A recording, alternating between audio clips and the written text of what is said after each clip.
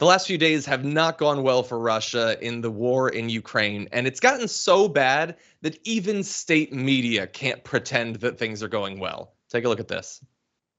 Мужество нашим воинам, которые сейчас действительно занимаются очень важным делом и сопротивляются громадной орде, подготовленной на Западе, по-другому и не скажешь.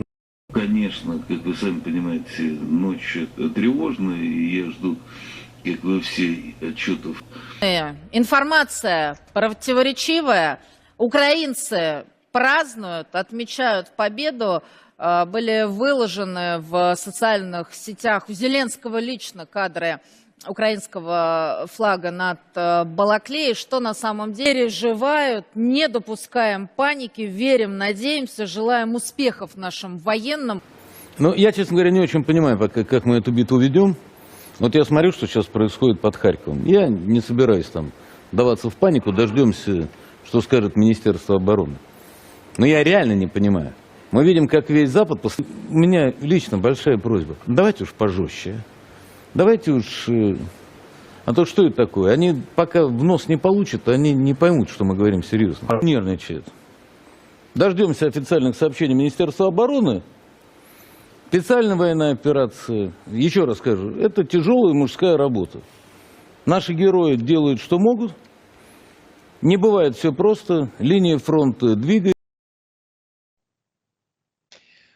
Okay, so how bad is it? It's bad enough that they're actually admitting that it's bad. And look, we haven't played any of their videos in a bit, but early on we were covering it, and you could not get them to admit that like a single soldier of theirs had been injured. No, everything was great.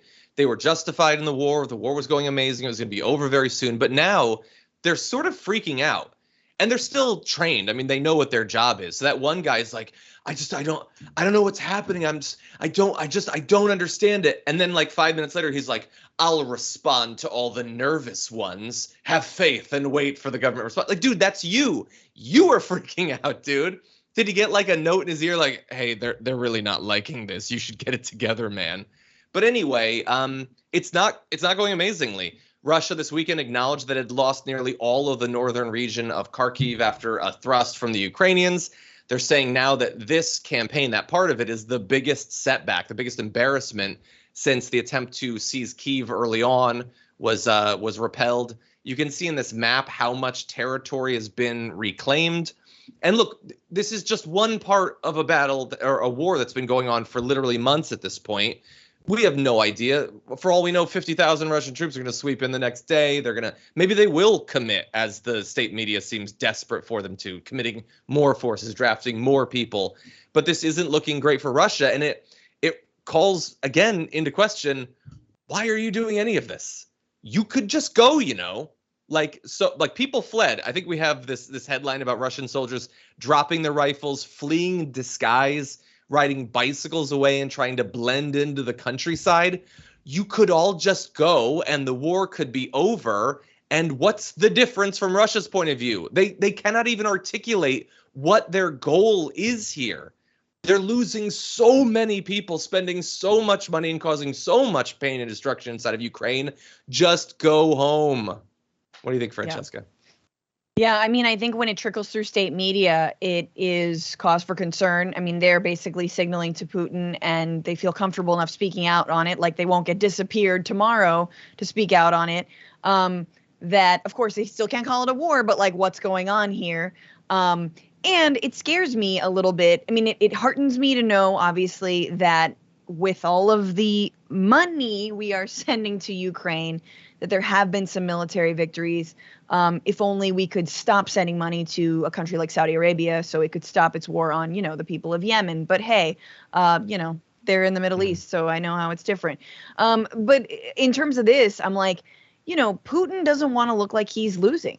So what's he going to do?